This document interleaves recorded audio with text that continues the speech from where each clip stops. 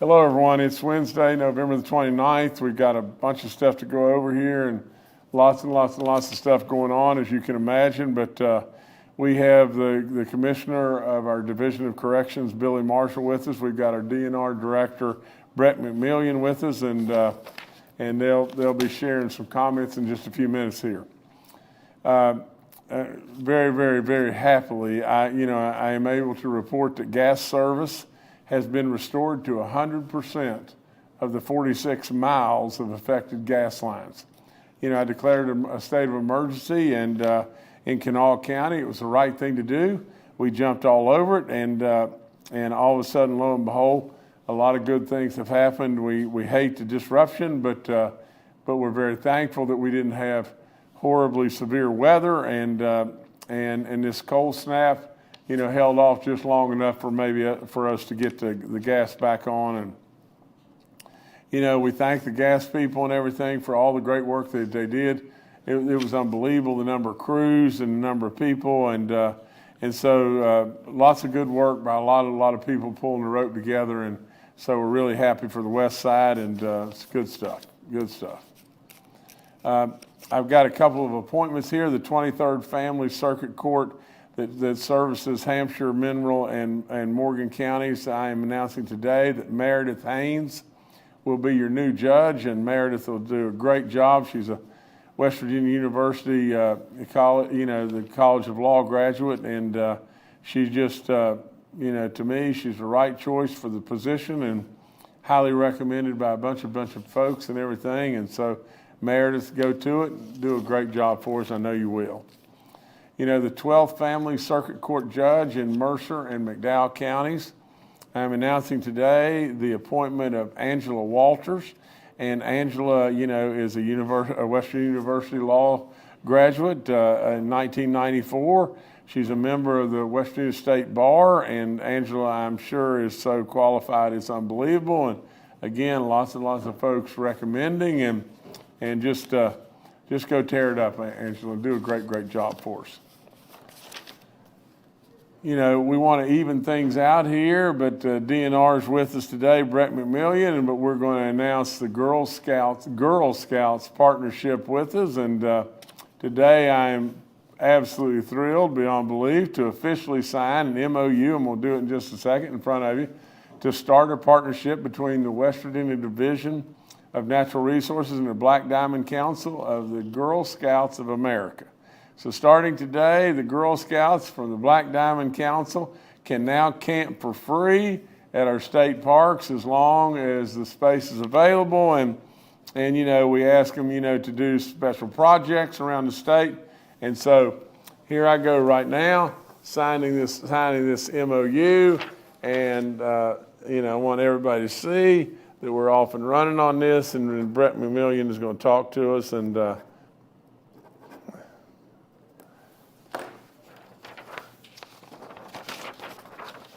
also, I think we've got some Girl Scouts joining us too. But that's your MOU. It's signed. But Brett and the Girl Scouts, that are with us today and everything. Please come on.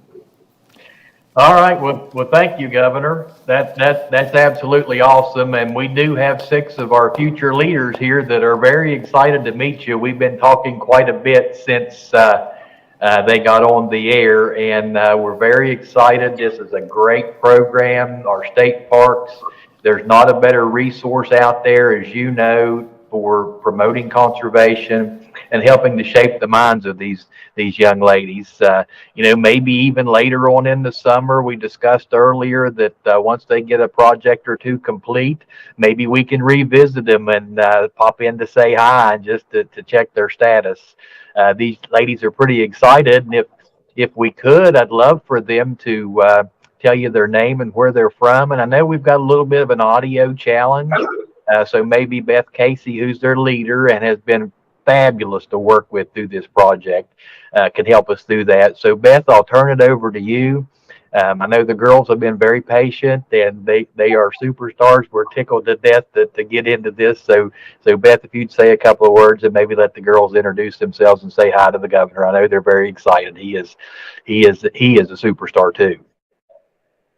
So we are very excited to be with you today, and we're so excited to have the governor sign our MOU because Girl Scouts and the Outdoors have been linked for over 100 years, and it's a big part of what we do in Girl Scouting. And we have 6 girls here today, and we're going to go down the line and have them tell us their name and where they're from.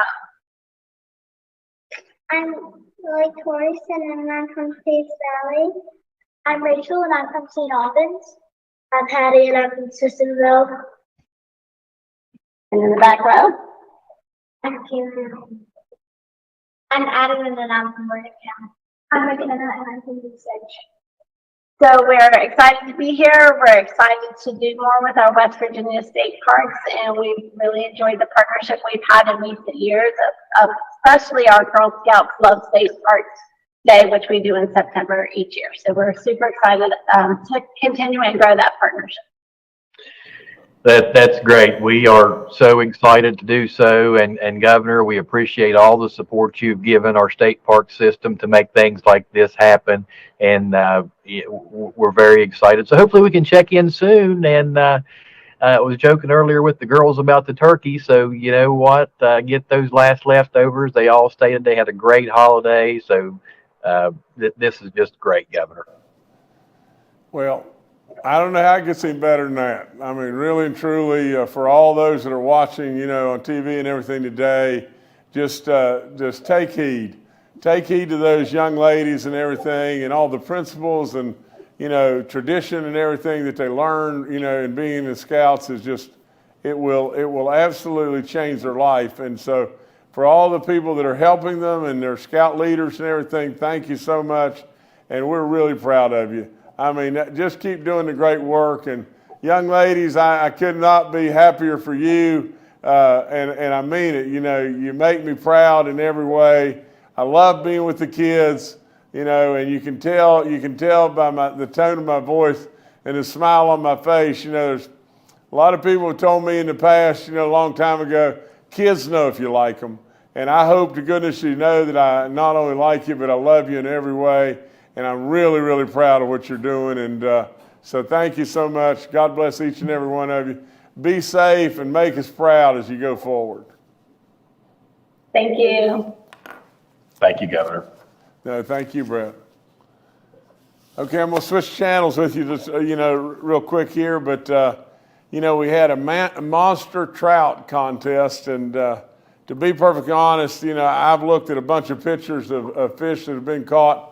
And I I don't know how in the world to pick a winner, but we're going to pick Jamie Holbrook, and Jamie Holbrook is holding a trout that looks like it's been in the stream for a pretty good while, and it's colored up. It's a beautiful rainbow trout, and the picture and everything just made me gravitate to that winner and everything, because not only is it a gigantic fish, but it is absolutely a fish that looks like I said, it's been in the waters of West Virginia for a good little while. And so Jamie, congratulations. And to all the other, folks that sent in photos and everything, it was really impressive. It's our second year of doing this and everything, but the fish you caught, and in all honesty, I can't imagine. I mean, I have fished a ton in West Virginia's waters. I don't know if I've ever caught a fish like that. But anyway, good stuff. Really, really great stuff.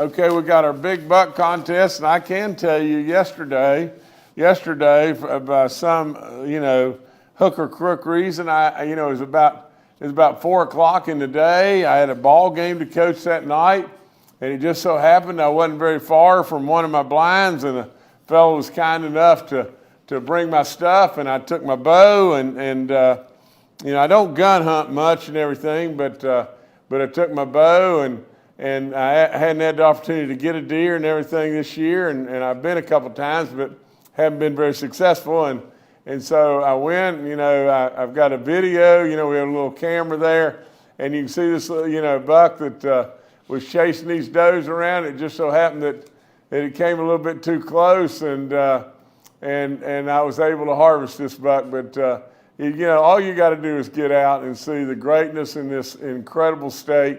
It's all over the place, and the beauty is unsurpassed in every way. But nevertheless, that was a great afternoon for me yesterday. I go back to the holiday gifts and how you can get them online and everything. And I want to remind you about a special release of a new holiday gifts holiday gifts from the West Virginia Department of Tourism and the West Virginia Department of Natural Resources. I've told you about this before, but go online. There's so many different things you can pick up and everything.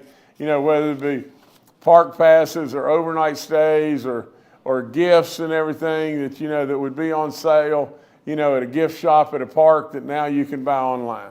So please look into lifetime licenses and on and on. It's amazing what all the different gifts and all the different possibilities and that are incredible Christmas presents. So come on, just look, just check it out.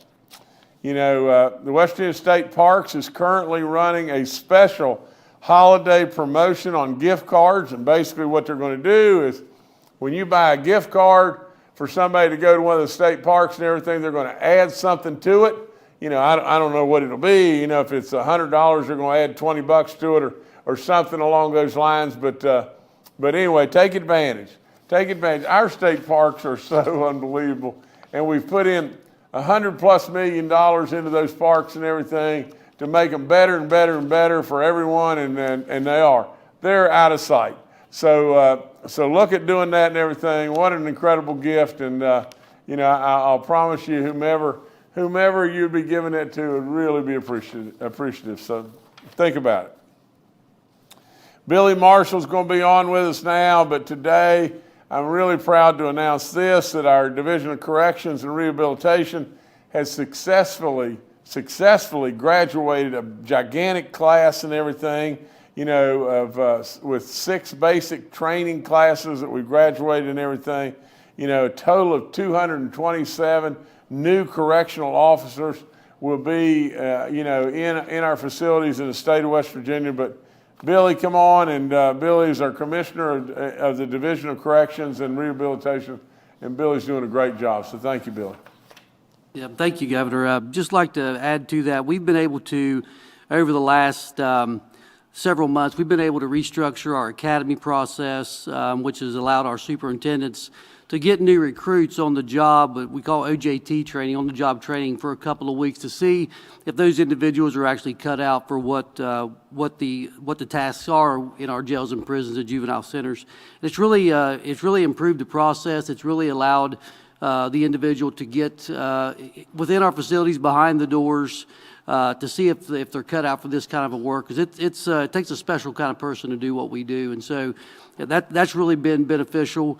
As the governor mentioned, since May 26th, we've graduated 6 classes with a total of 227 graduates. I'm proud to announce that our 77th class is scheduled to graduate on the 22nd of December. That class has 52 cadets in that class, which is a large class. We're really excited about it, and that'll bring the total of new officers up to 279. We have shown some growth with our facilities throughout the state. I'm proud to announce that the Lakin facility, the women's correctional facility near Point Pleasant in Mason County, currently have 0 staffing vacancies. And that is a tremendous accomplishment for those individuals that are recruiting and trying to bring the right kind of person into that facility. The Western Regional Jail near Barboursville, West Virginia, they've added 14 new officers in the last month, with 8 new officers starting soon. So we're excited about that. They're one of the facilities that received the critical vacancy rate supplement. So that's really helped them. South Central Regional Jail here near South Charleston are down to 5 vacancies, which is exciting news as well. In the Moundsville area, our Northern Correctional Facility and Jail, we've added 32 new officers in the last month. That's tremendous for that area. And we've got 2 more officers that are going to start within the next couple of weeks. So 32 new officers since we started our new pay plan back in October. So that's a really great number, and that's exciting for us. We've got our Tiger Morton Juvenile Facility here in Dunbar, West Virginia, completely fully staffed for the first time that I could ever remember. So that's a great accomplishment on their part. And the Donald R. Coon Juvenile Facility in Boone County near Madison, they're down to 1 corrections officer vacancy, and that's just a tremendous amount of work done by our new recruiting team, the new structure we've got in place. We've hired a new public information officer. She has been working very hard with our recruiting team, along with individuals here at the state capitol. We've got 1 stop scheduled, 2 more left for the rest of this year, and we've been having a lot of success promoting our facilities, promoting what we do. So we're excited about the potential of even obtaining more officers based off of those 1-stops hiring events. We've done a much better job recently with our classification of our inmates. Our classification experts have been doing a wonderful job. We are as good as we've been in a long time as far as population goes within our jails. And we have several beds available now in our prisons, and our classification experts are working on trying to alleviate some of the population issues that we have in the jails to utilize some of those prison beds. So we got a lot of really exciting things going on in corrections. I'm really proud of the hard work and dedication that my people have shown. They've bought into what we're selling, and I think we've got a real bright future and a real bright outlook, infusing all this youth into our facilities now, these new officers, this new energy, this new blood. I'm really excited about what we're doing. Well, Billy, thank you, and I'm excited too. You know, you're a great man, and you're doing an incredible job, so keep at it and everything. And for all those out there and everything, be safe, and again, we appreciate you more than you'll know.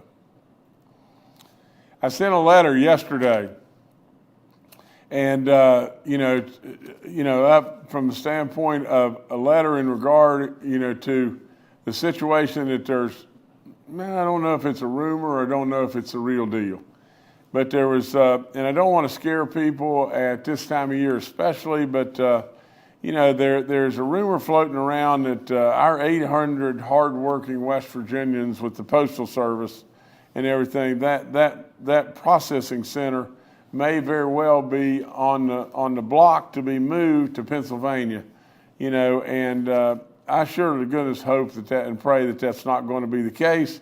And I think there's a reevaluation going on, and a potential relocation evaluation going on. But we're going to fight, and we're going to fight as hard and diligently as we possibly can, and we're going to try every way in the world to see that does not become a reality. We have gotten word back that they acknowledge they received our letter, but we surely don't have anything back as far as that they're going to change their thoughts or whatever. But we're going to just stay at it, because I personally believe that boy do we continue to get so many things wrong on the federal level, and this one would really be a big time mistake. I want to tell you about December the 5th, and I want to just take 1 second to just tell you just this. This state is unbelievable, just how good the people are, how the beauty is unsurpassed, and literally at Christmas, the birth of Christ, absolutely we should celebrate all that this great state is about. And absolutely, we should celebrate this unbelievable birth that changed the entire world. Now, with all that being said, should we not be giving thanks beyond belief? So, we have joyful nights, and it's moderately at best attended. And I'm asking you to spread the word, because you're not going to believe what you're going to see. You know, we have, through the great work of all the folks here at the Capitol and some outside, you know, we have decided we're not going to just do this halfway. I mean, we should have done this before, but I didn't think about it. I said we have got, instead of having a 12 or a 15-foot tree out there with some, you know, white bluish lights on them and everything, and surely didn't impress me much and everything, but I just thought we need a gigantic tree. And we have selected a tree that is beautiful beyond belief. It will just blow you away and everything. And all the folks, you know, that work here and everything, they've got the tree up now, and they're beginning to decorate it, and on December the 5th, we'll light that tree. It's 40-some feet tall and everything, and absolutely, you will absolutely just be blown away. And what an incredible night. We ask you, please, let's come out on December the 5th and celebrate the birth of Christ. But absolutely come and celebrate just all the greatness and goodness that West Virginia is all about. December the 5th, please come. It's at 6 o'clock, and then there'll be some other things happening here and everything, and then probably, I don't know, about 7 o'clock or whatever, we'll light the tree. But nevertheless, you know, please put that on the calendar and try to come if you can. Okay, Wednesday, on December the 13th, we're going to cut the ribbon on a highway that ties in. It was a major road project in Bluefield, West Virginia. There was a bridge built over there decades ago. It was called the Bridge to Nowhere forever and a day. But on December the 13th at 4 p.m. in Bluefield, we're going to tie in a bridge that is no longer to nowhere on the King Cole Highway. We welcome you to come and everything. It's you know, it's really going to tie in some important arteries, and it'll be really fun to do so. Excuse me, in Bluefield. Okay, yesterday in Lewisburg, West Virginia, we were able to award $5 million to the Lewisburg Airport. Excuse me. The Greenbrier Valley Airport is surely one of our important airports in our state. But now let's just think about this. I have said this over and over and over. Whether it be North Central or it be Yeager or whatever the airport may be, the airport is the heart and the soul, absolutely, for all economic development in the area. It's absolutely so vital, it's off the chart. Now, what was happening there is just this, is the runway is 150 feet wide. To be able to attract, you know, commercial airlines and significant growth and everything else, that runway width needs to be maintained. Probably even maintained from a security standpoint, you know, that at one point in time, you know, there was all kinds of, you know, possibilities, you know, that could happen, you know, from the government or whatever it may be. Now, those all went up in smoke, you know, when the bunker was, you know, released and you know, just disclosed to everybody, which I think was a treasonous act, you know, but surely none of us had any idea. I didn't have anything to do with the Greenbrier at the time that all this happened, and you'd heard so many things, rumors and everything through the years, but then all of a sudden, boom, it's all released and everything. And so with all that being said, you know, I really do believe that the Greenbrier Hotel has done so much over the years at wartime and everything else. And whether it be all the surrounding things, the rivers and the ski slopes and all the different things that are all within striking distance of southern West Virginia, just airport, what we were going to do is blow our legs off.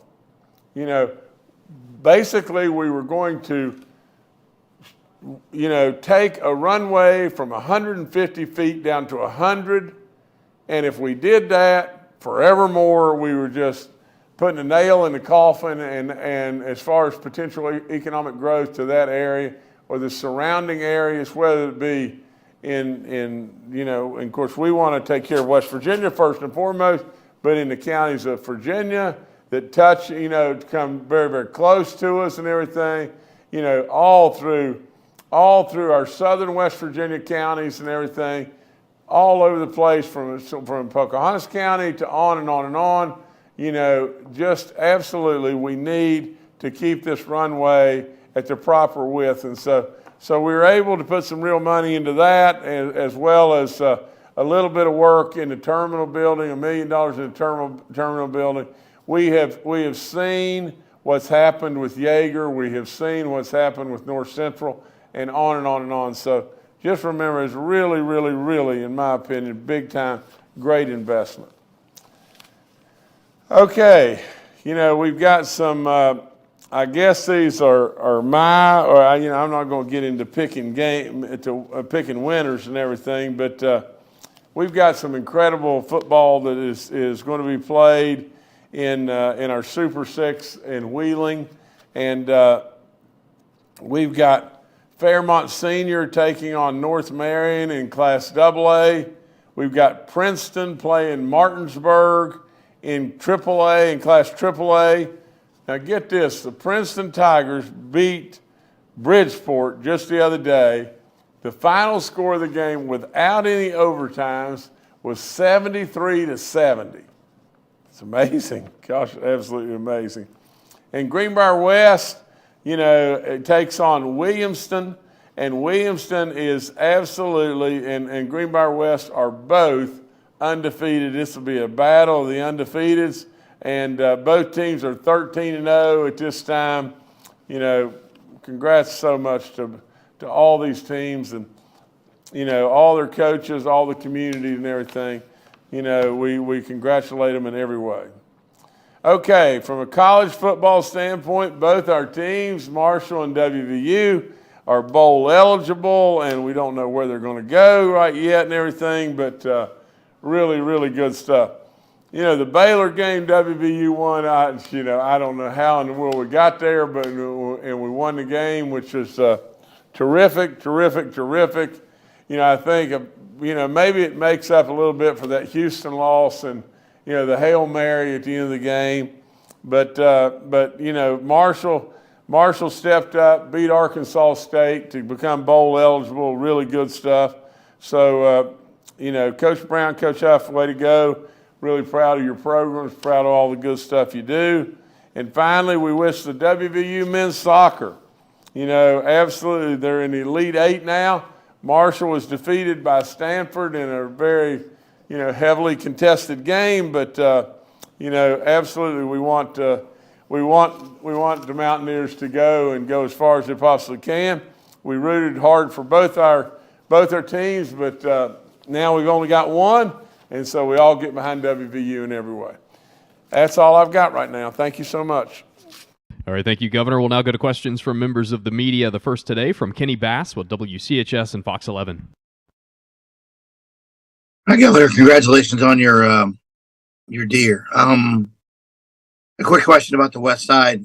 I know they're reporting 100% of the gas is restored, but we're getting complaints from people who live there who've gone through this nightmare that they can't get appliances, that there's a shortage of certain things because so many have been bought, that they still haven't been made whole. So it's obviously not over yet. What would you want to tell those people what their options are, what the state can do, what the gas company should be doing, what the water company should be doing, try to help them finally get out of this mess? Thank you. Well, Kenny, let me just say just this. First of all, our National Guard and the level that they stepped up, unbelievable. And they're not going anywhere. They're still going to continue to help. The governor's office is going to continue to help. The gas company is helping. The water company needs to step up and help. Big time step up and help. For all we still know, the culprit and everything was the water line blowing up. So with all that being said, we don't need to sit around and worry about lawsuits. We need to help people. That's all there is to it. We just need to help people, you know, and so we need the water company. We need them big time. We need the gas company to still continue to help. I promise you, you'll still get help from the governor's office and the National Guard. So we're not going anywhere. We're not going anywhere at all. You know, we want to tell those people, you know, listen, I'm not going to ask people to be patient. I mean, for crying out loud, it's cold, you know, and you want hot water and you want heat, and we've got hot water and we've got heat, but we've got appliances blown up and everything. So how in the world is that going to do any good? So, but with all that being said, we still got work to do, and we're going to stay right after it. All right, thanks, Kenny. Next to Mark Curtis with Nexstar Media. Good afternoon, Governor and staffers and fellow reporters. Governor, I want to follow up on the mail question. I realize you've written the Postmaster General, but what else can you do beyond writing that letter? Are you talking to the congressional delegation? Are you calling anyone in Washington directly? What else can you do aside from writing a letter? Because this isn't just 800 jobs. This is perhaps, I've heard estimates, this may delay the mail to every household and every small business and big business in the state by a day or two. And that's critical, especially to businesses, to get their mail in a timely fashion. So what else can you do to not only try to save those 800 jobs, but to expedite mail service in the state and not add further delays to the process? Well, Mark, we're doing, you know, there's no point in me trying to go through all the different stuff we're doing, but we're doing stuff, you know, anywhere and everywhere we can. As far as, you know, touching base with the congressional officers and everything, we're absolutely on top of that. We're absolutely on top of trying to do anything that can be done, because you're exactly right. You know, the multiplier effect of losing 800 jobs, you know, when you lose mail service the way we have it, and we're not going to lose mail service, but when we lose mail service, you know, that's being handled in a really prudent way, it's going to cause disruptions. It's going to cause real hurt. It's going to cause lateness and on and on. So with all that being said, you know, we're on it. You know, I don't know that we'll be successful, but this is only in its infancy and people are just looking. You know, what scares me about it more than anything is just this, is what is going on right now, you know, in our government at a federal level, you know, at the Biden administration arming, you know, whether it be agencies to take real shots at people and everything, and businesses and purposefully doing things to maneuver things around for elections. And, you know, Pennsylvania surely carries more umph than we have, you know, in a federal election cycle and everything. And that's the kind of stuff that worries me. You know, what worries me is not the decent and right and truth things. What worries me is what's going on at the federal level that could be bad. And so we're going to stay on it as best we possibly can, and we'll keep you posted and everything as we move along. All right, thanks, Mark. Next to John Shaver with WV News. Good afternoon, Governor. Recently, you talked about plans for the upcoming legislative session, including the 5% teacher and employee pay raise. I'm curious to know any other priorities you might have and how you feel that agenda is forming. Thanks. John, it's coming together, but, you know, I was asked this question earlier, you know, and, you know, by one of the newscasters, and the only thing I can just say to you is I don't want to get into releasing things prematurely and everything. We'll have it put together here before long, and then we'll get into it. But we're still working with cabinet secretaries, and there's just we're still a ways away. All right, thanks, John. Next to Eric Miner with WBOY.